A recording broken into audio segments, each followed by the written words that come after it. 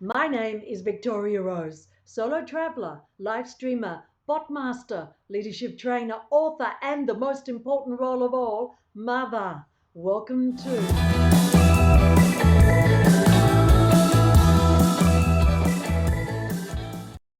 Welcome to the Live Life Show. And how can we live life when we're scared? And this is something that is just growing and growing and growing. There are so many theories. People saying that this is all planned, and how do we know it's not? People saying all sorts of things around why we're currently in the situation we're in and what we should be doing to contain it. I hope to answer some of those questions for you today. So, what mask are we wearing? Should we even be wearing a mask? Because of the different nature of this live stream, I've gone out and collected data from a number of different sources because this is like a diamond.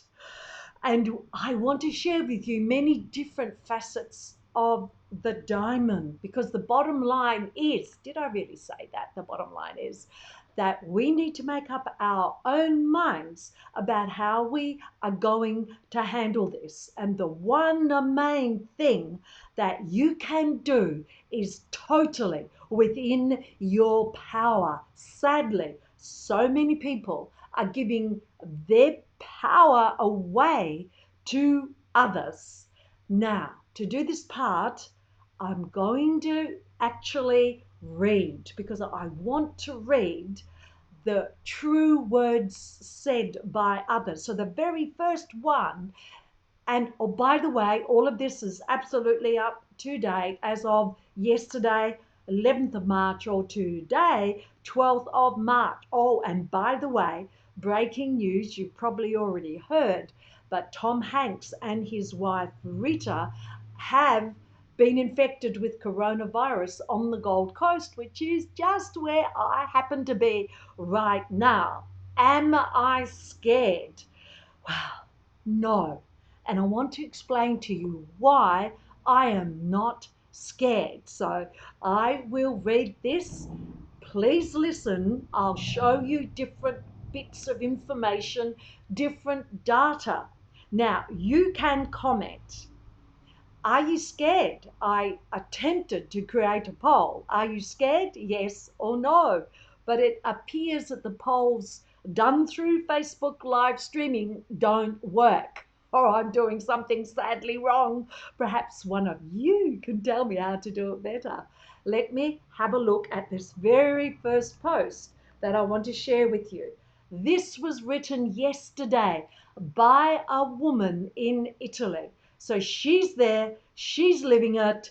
I much prefer to go by this sorts of communication than rather what is being reported on mainstream media. Call me a conspiracy theorist, but I don't believe the whole truth is revealed, whether it's played down or played up. I want to hear from people who are ordinary people, just like you and me, who are there and living it. So here we have some information from this woman who's in Italy. So what is she saying? She's from Bergamo, Italy.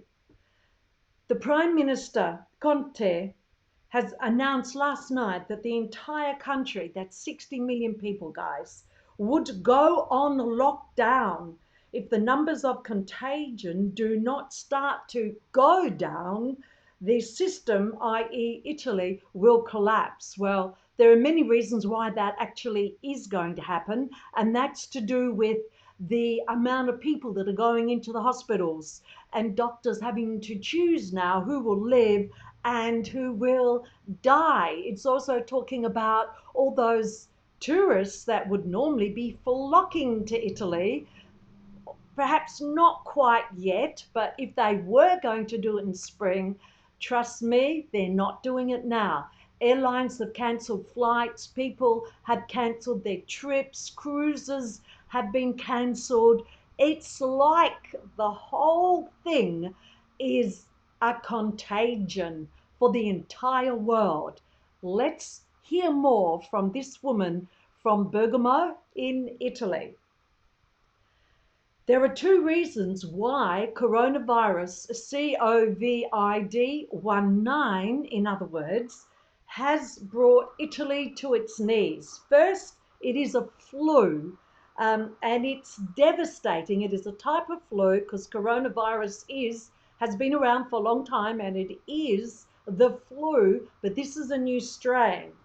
And it's devastating when people get really sick. They need weeks of ICU. And second, because of how fast and effectively it spreads, there is a 2 week incubation period, and many who have it never actually show any symptoms. So that's how come it's being spread so quickly. She goes on to say, for those who say that this is just something that happens to old people, because that's what people are saying. If you're already immune compromised, then this will affect you, and also the very young ones also.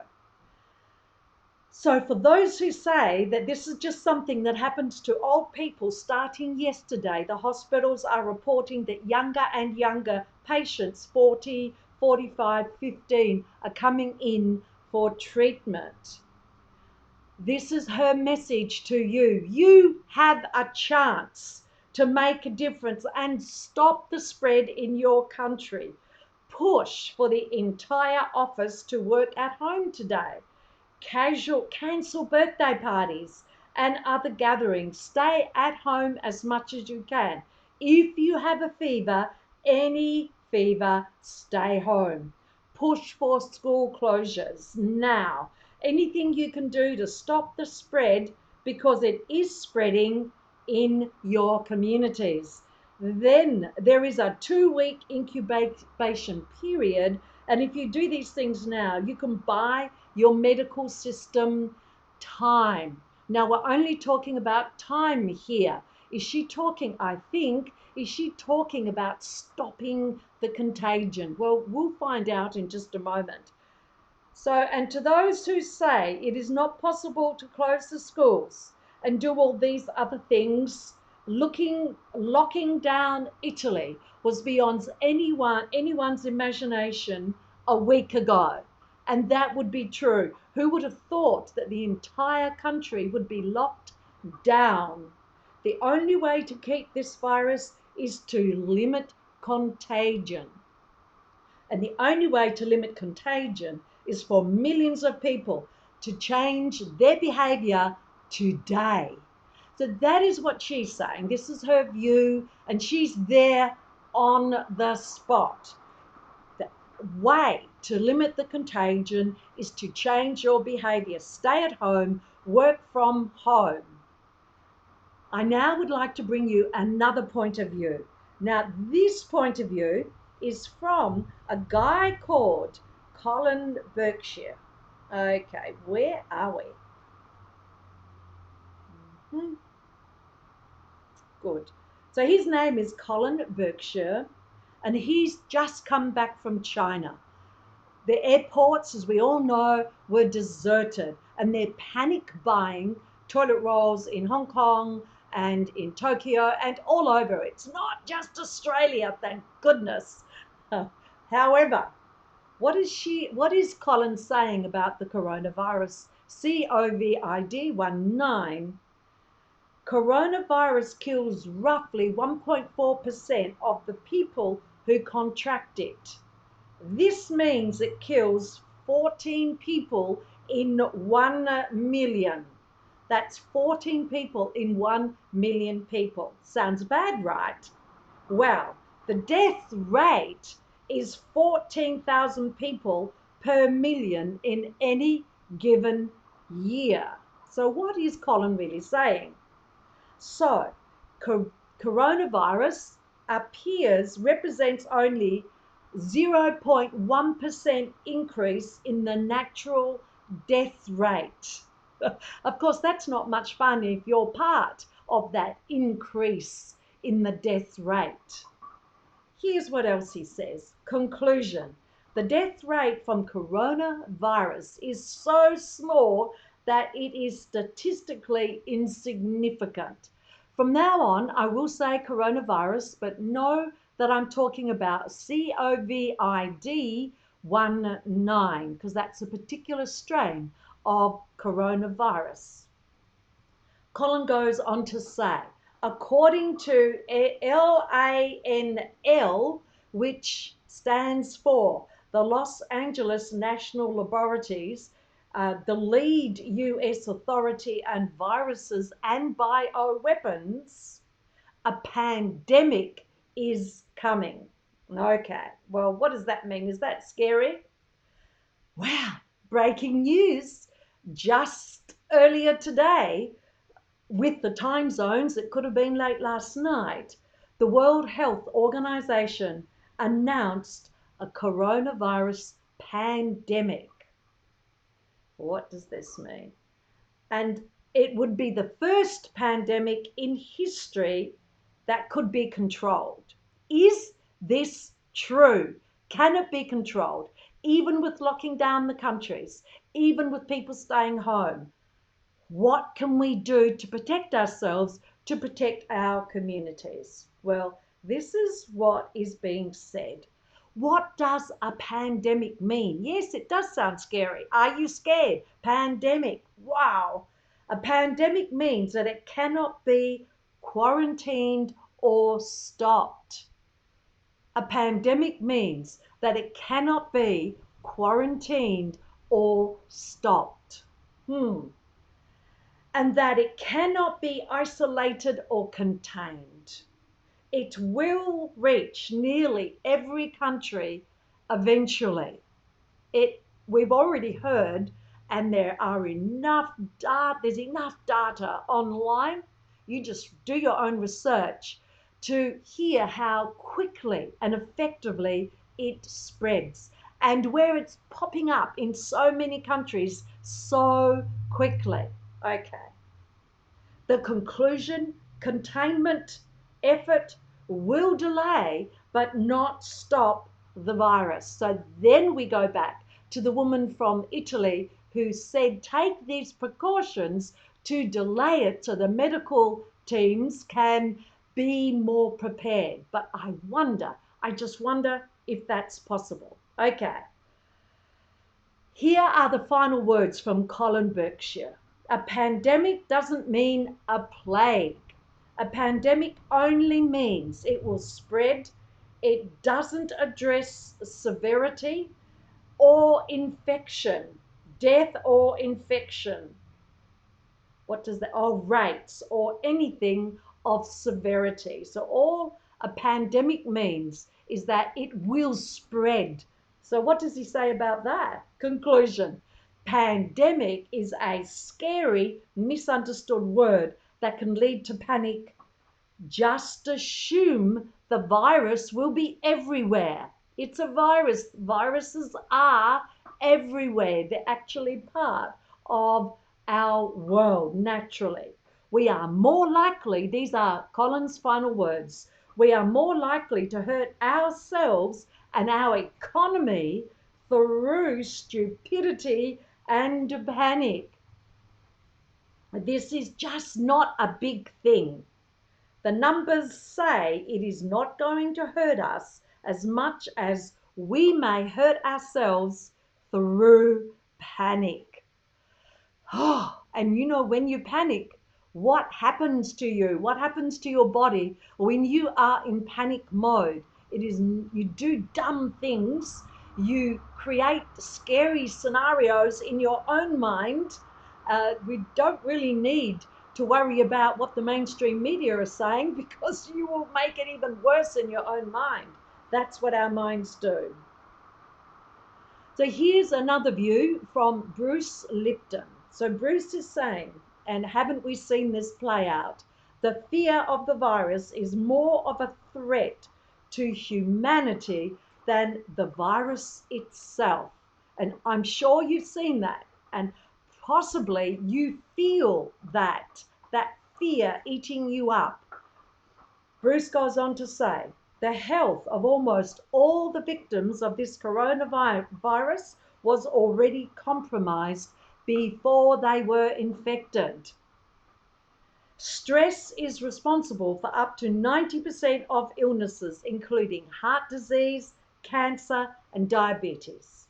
When an individual is in stress, the release of stress hormones, example cortisol, shuts down the immune system to conserve the body's energy for running away from the perceived stressor.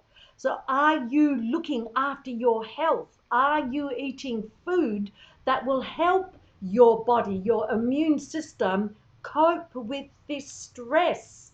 Because, in fairness, seeing what other people are doing, reading the news, and seeing all the panic buying, seeing your business go down the gurgler because of the state of the world and people aren't traveling, people are afraid to go out, then that is stressful and you need to protect yourself and you need to boost your immune system. Are you doing that?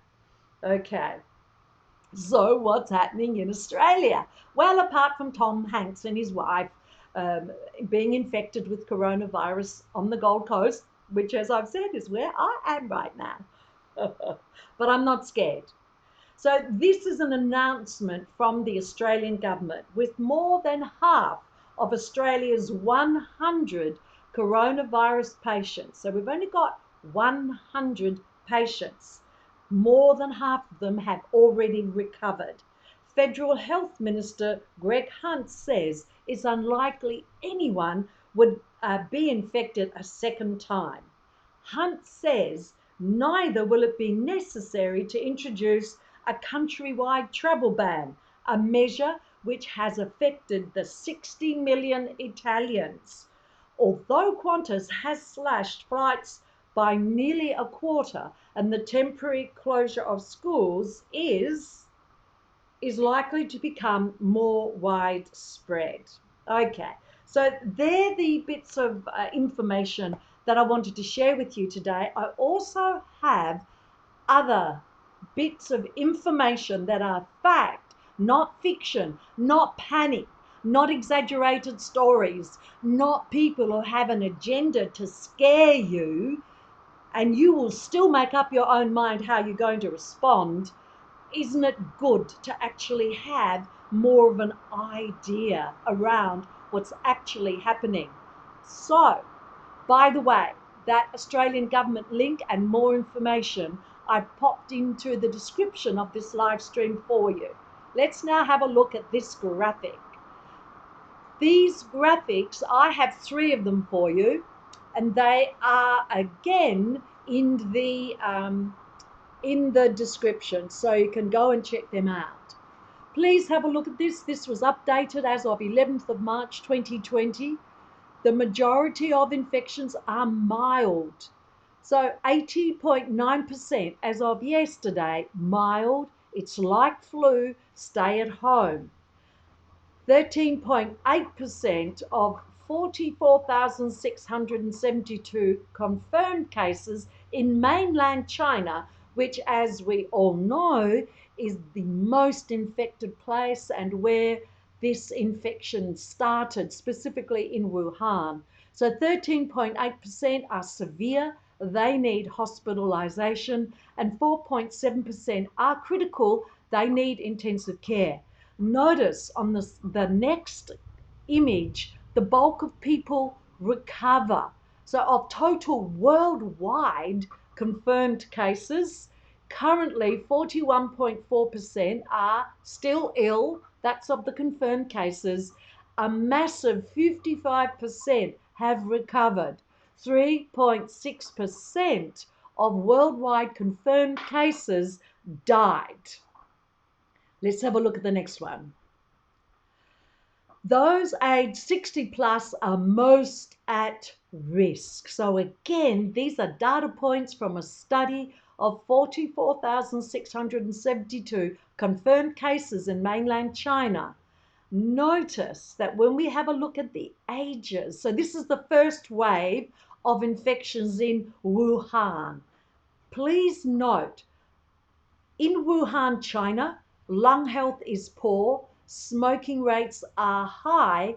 Notice that coronavirus COVID-19 attacks the lungs. That's why you're seeing a really easy way to test if you may have an infection is to hold your breath for, I think it's only 10 seconds. And if you're struggling to do that, then you might need to have a look further. So when we have a look here, the ones who are most at risk are those who are 80 plus. So that's 1 in 6 people. 70 to 79, 1 in 12, that's 8%. 60 to 69, 1 in 27. 50 to 59, 1 in 76, that's only 1.3%. And so on it goes. Let's have a look now at those that are most at risk, especially with existing conditions. So this is the percentage of those who have serious ailments and who die. So cardiovascular disease, if you've got that, 10.5% of those are in those figures of those who have died. Diabetes, 7.3%. Chronic respiratory disease, 6.3%, abnormally high blood pressure, 6%, and cancer, 5.6%. Please note, if you have no existing conditions, you have 0.9% chance of actually dying. Now, here we have a look at disease deaths per day worldwide. Now, this is per day. Note, now this is of the 11th of March, which was yesterday. Tuberculosis kills 3,014 people every single day. Hepatitis B, 2,430. Pneumonia, 2,216. I am not going to read the entire thing out. If you are watching this on replay, you can stop the replay video right now and you can see all of the other data points here. You'll notice that COVID-19 is way down here at 62 deaths per day. Notice it says there we're at the start of a potential pandemic, so this number is likely to change. Let's now, notice that the source for this information is the Center for Disease Control, World Health Organization, and the Lancet. When we look at, so what about this hype? What about this panic? I mean, are you scared? Yes or no? Look at the mentions in the media. SARS, 56.2 million mentions. HIV, 40 million. MERS, 23.2 million. Ebola, 11.1 million. And there are 5 other figures there. Look at COVID-19, 1.1 billion in such a short amount of time.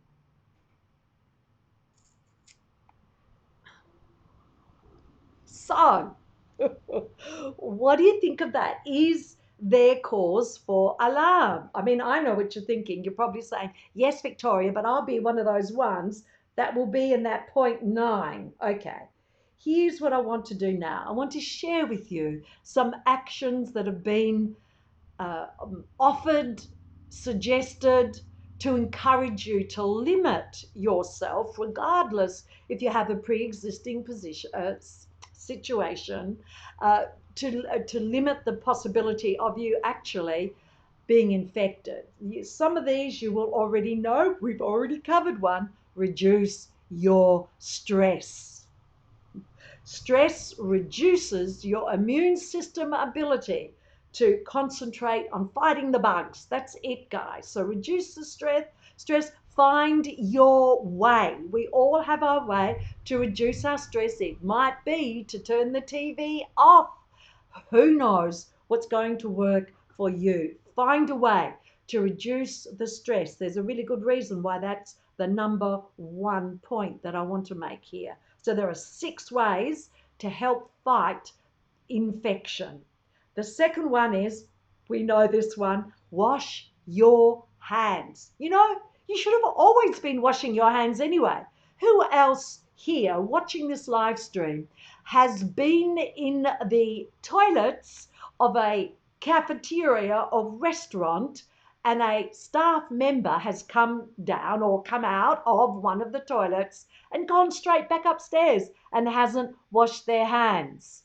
Wash your hands now and forever. Don't bother with the sanitizer. Have you seen the information of how a sanitizer is not as good as washing your hands with just simple water and soap? Interestingly, your own hands are the most likely path for coronavirus to enter your body, and mostly from you touching your face. Don't touch things. So avoid touching your face, not that your face is a thing. When you're going down the escalator, don't put your hand on the escalator. If you need to open a door and you're in a public place, find a way to use your elbow. Or if you do need to use your hand, then go and wash your hands. It's simple. Now, this is one that I didn't know. Wash your mouth. So brush your teeth and wash your mouth. This will reduce the load on your immune system, because that's where a lot of fighting of the bugs happens, in your mouth, and it will reduce the load on your immune system, and it will be able to go to where it needs to continue that fight on that which is attacking you. Now, you probably know this, face masks are mostly useless. Just us walking around with a face mask on does little to protect us. They don't filter the virus, they collect it and concentrate it. Best thing to do, so if you don't want to have that happening, going into concentrating all that viral infection, that virus, then don't wear the face mask. And if you do need to sneeze or cough, then do it into your elbow or your shoulder. Do not cover your mouth with your hand. So I have one more a bit of information for you. These are words from the World Health Organization Governor General. Remember, just a day ago, he declared a pandemic. We covered that earlier, and it's important to understand that a pandemic is not as scary as it sounds, and understanding what a pandemic is. These are the parting words from the World Health Organization Director General. Let hope be the antidote to fear. Let solidarity be the antidote to blame. Let our shared humanity be the antidote to our shared threat. So, thank you, Director General from the World Health Organization. So, what do you think about all of that? If I was responding in the comments, are you scared, i.e. of COVID-19, coronavirus, my answer would be no. Because the minute you are scared, then that is when your stress levels go up. And that is when you start to do stupid things, when you are like so many, sadly, who went to the Australian supermarkets. It's comforting to know we're not the only country where that happened, although it's sad in another way, and happened to load massive packs of toilet rolls into their trolley.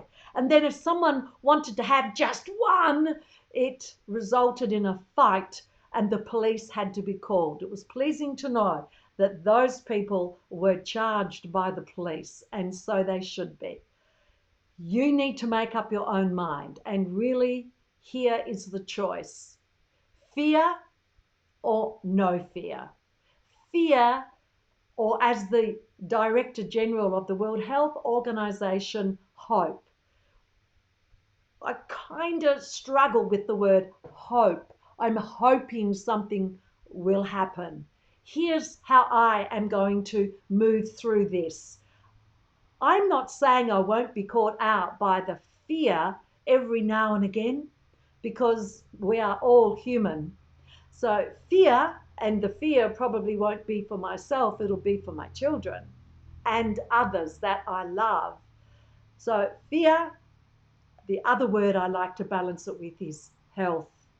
So not thinking of fear and being sick and dying, thinking of health, wellness, and living. What do you think? Thank you for joining me today. Thank you so much to the replay viewers. My name is Victoria Rose. I am a solo traveler, an author, botmaster, live streamer, and the most important role of all, I am a mother. You have a most amazing day and live life. The reason why I have created the Live Life show is because of the little tagline, Master the joy of living. If you are fearful, if you are scared, then let's have a look at that and find a way so that you too can master the joy of living. Thank you for joining me. I'll be back. I'll be back next week, Thursday, 12 noon-ish. Thank you. Bye.